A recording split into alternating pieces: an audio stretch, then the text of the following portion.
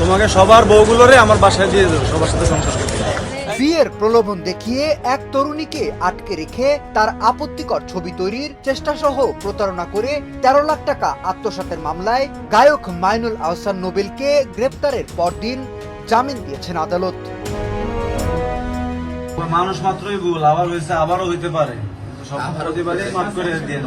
আমার সব দর্শক শ্রোতারা আমাকে খুব ভালো করে বোঝে, তারা আমাকে ক্ষমা করে দেবে।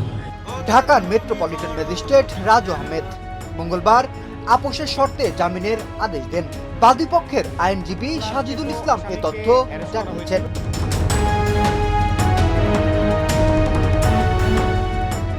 জামিন পেয়ে নোবেল বলেন, আমার দর্শক শ্রোতারা আমাকে ভালো করে বোঝে, আমি হালকা পাগলা পাগলা আছি, তারা আমাকে ক্ষমা করে দেবে।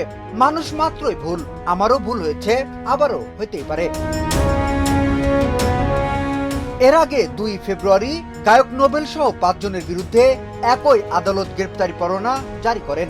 পরে সোমবার 23 ফেব্রুয়ারি নারায়ণগঞ্জের সিদ্ধিরগঞ্জ থানার বটতলা এলাকা থেকে নোবেলকে গ্রেপ্তার করে পুলিশ।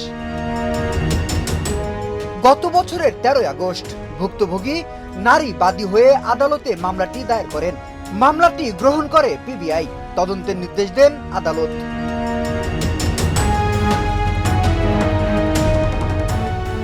মামলার অভিযোগে বলা হয়, আনান্নিয়া শবনম রোজ নামের এক নারীর সঙ্গে প্রেমের সম্পর্ক গড়ে তোলেন গায়ক নোবেল। পরে 2023 সালের 25 আগস্ট থেকে 25 সালের জুন পর্যন্ত বিয়ের প্রলোভন দেখিয়ে তার কাছ থেকে প্রায় 13,18,540 টাকা আত্মসাৎ করেন তিনি। অন্য আসামিরা প্রতারণার কাজে নোবেলকে সহযোগিতা করেছেন বলেও অভিযোগ করা হয়। তদন্ত শেষে গত 7 জানুয়ারি অভিযোগের সত্যতা পাওয়া গেছে মর্মে প্রতিবেদন দাখিল করেন পিবিআই এর উপপরিদর্শক নুরুজ্জামান।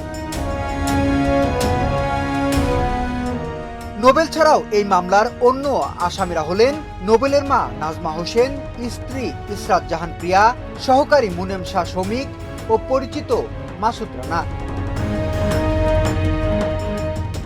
বিনোদন ডেস্ক, শোবিজ 24।